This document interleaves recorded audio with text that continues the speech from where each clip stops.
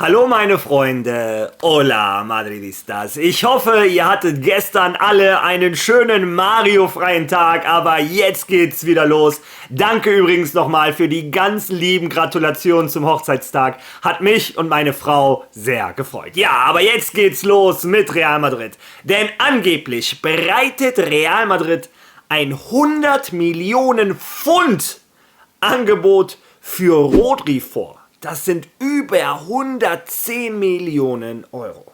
Was dahinter steckt, was die Meinung des Spielers über Real Madrid ist und zu guter Letzt, was meine Einschätzung zu dem ganzen Thema ist, darüber reden wir natürlich in dem Video. Dann klären wir heute auch auf, wie sieht die Zukunft aus von Dani Ceballos und Eduardo Camavinga. Über beide Spieler wurde in den letzten Wochen viel spekuliert. Heute kann ich euch sagen, wer bleibt bei Real Madrid, wer vielleicht nicht. Und dann zu guter Letzt kommen wir zu den jungen Talenten, denn ein Spieler von Real Madrid ist in die Bundesliga gewechselt und ein anderer, auf den hat Xabi Alonso ein Auge geworfen für die erste Mannschaft. Wie ihr hört, ein sehr interessantes, vollgepacktes Video. Viel Spaß dabei.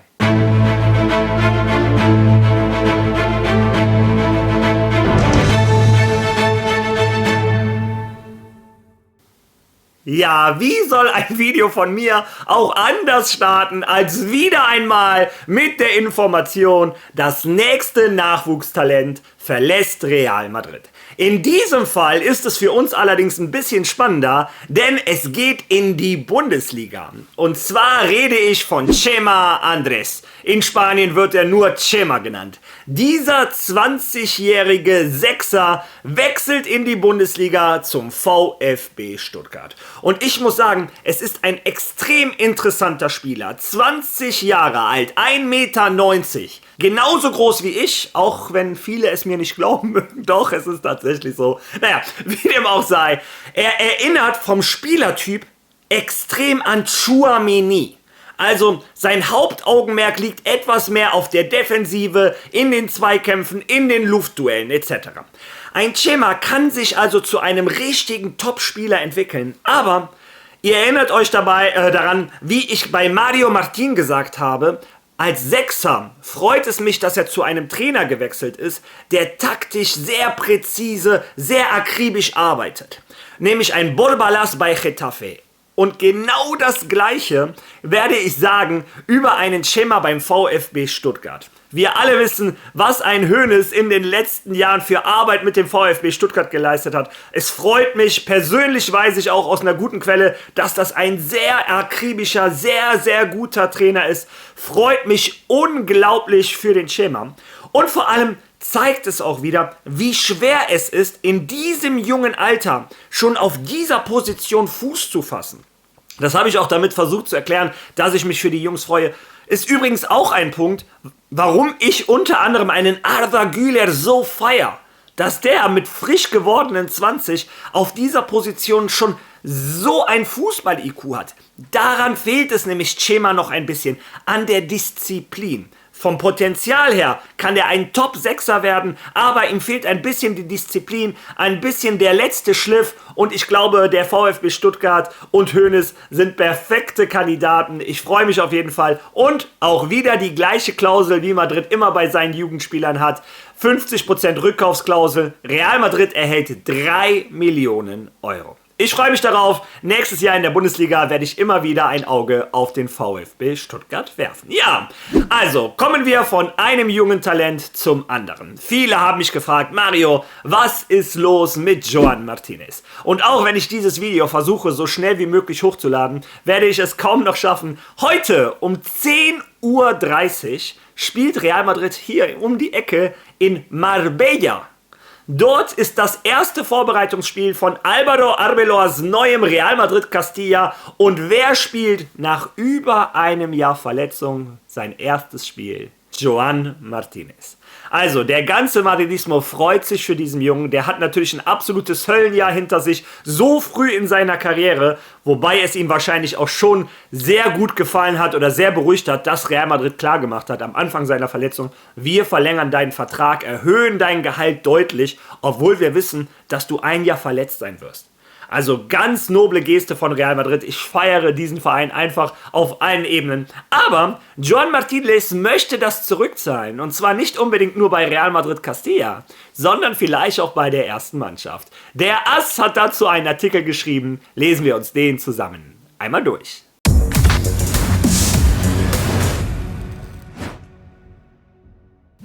Joan Martinez wartet auf seinen Einsatz. Der Nachwuchsinnenverteidiger von Real Madrid nach dem Abgang von Jesús Vallejo und Jacobo Ramón als nächster auf der Liste.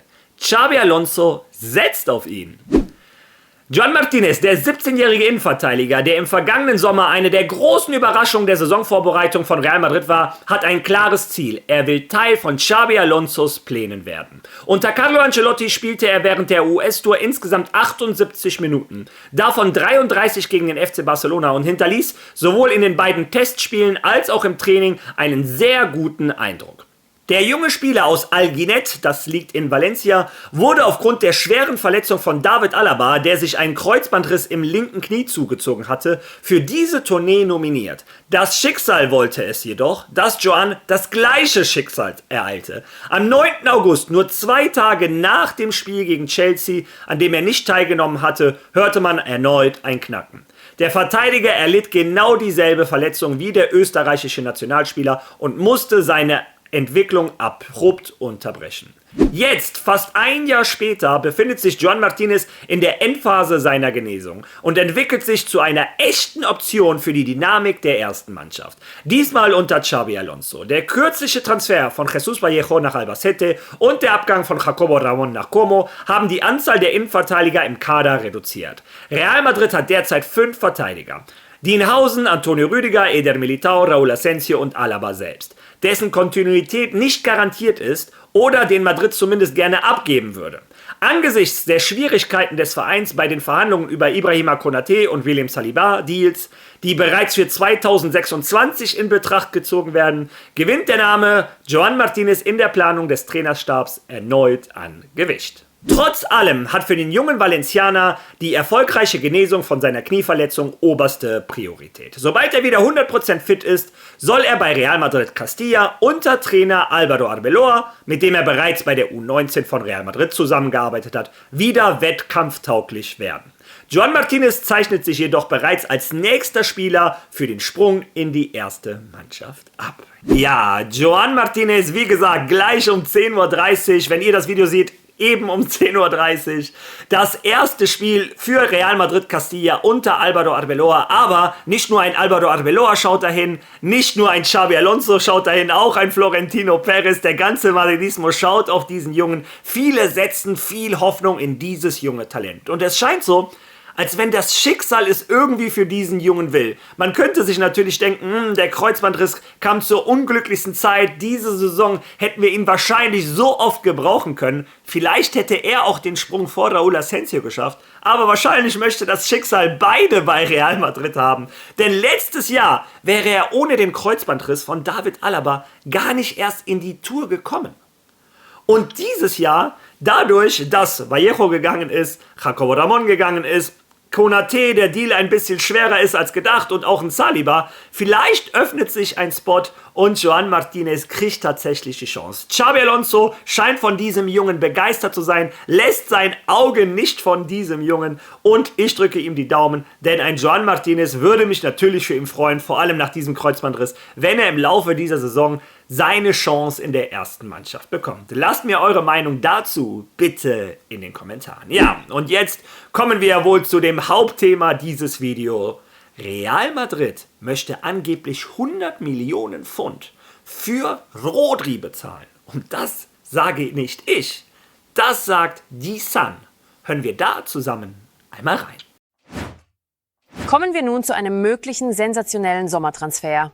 Die Sun berichtet heute Morgen, Real Madrid bereitet ein 100 Millionen Pfund Angebot vor, um Manchester Citys Mittelfeldspieler und aktuellen Ballon d'Or-Gewinner Rodri zu verpflichten.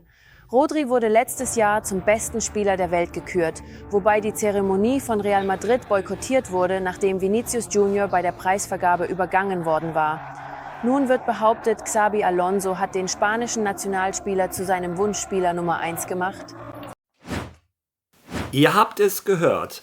Rodri soll der Auserwählte von Xabi Alonso sein. Aber wenn Madrid ihn haben will, wenn Xabi Alonso ihn haben will, was ist die Meinung von Rodri über Real Madrid? Hören wir da auch einmal rein. Zugegeben, dieses Interview ist ein bisschen älter, ist, sagen wir mal, 9 Monate her, aber ich glaube nicht, dass sich die Meinung so schnell geändert hat. Hören wir da auch einmal rein.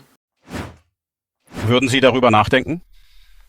Wenn Real Madrid als den besten und erfolgreichsten Club der Geschichte und die damit verbundene Bedeutung berücksichtigt, ist das natürlich eine Ehre und sie müssen immer...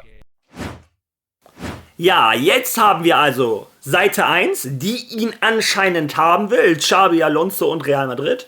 Wir haben Seite 2, ein Rodri, für den Real Madrid der größte Verein der Welt ist und man natürlich zuhört, wenn Real Madrid anruft. Und kommen wir jetzt zur Seite 3. Das bin in dem Fall ich und meine Meinung. Zunächst einmal, ich glaube, Real Madrid würde niemals 100 Millionen Pfund in die Hand nehmen für einen Spieler, wo kein Mensch weiß, wie gut er nochmal Fußball spielen wird. Der kommt aus einem Kreuzbandriss mit 29. Wer sagt uns denn nicht, dass ihm das gleiche Schicksal erleidet wie ein Militao?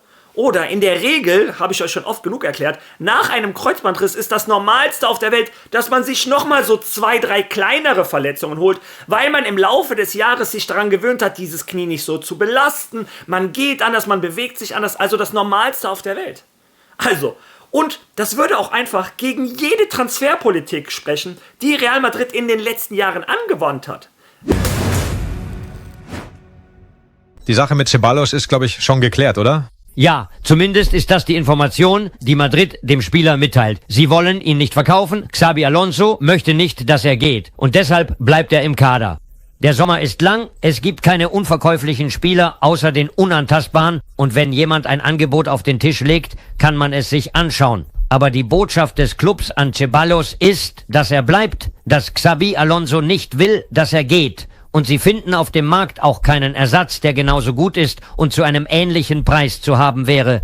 Daher, während sie abwarten, ob im Sommer Angebote für Ceballos oder andere Spieler eingehen, lautet die Botschaft von Madrid: Ceballos, du bleibst am 4. August zum Training und kämpfst wie alle anderen um deinen Platz im Team. Und heute hat uns auch das direkte Umfeld von Camavinga mitgeteilt, dass auch er nicht gehen wird. Nicht, weil er kurz vor dem Absprung stand, sondern weil es auf dem internationalen Markt Gerüchte über mögliche Angebote aus der Premier League gab. Das haben wir heute berichtet. Die Cadena SER hat mit dem Umfeld von Camavinga gesprochen und sie sagen, es ist unmöglich, dass der Spieler Madrid in diesem Sommer verlässt.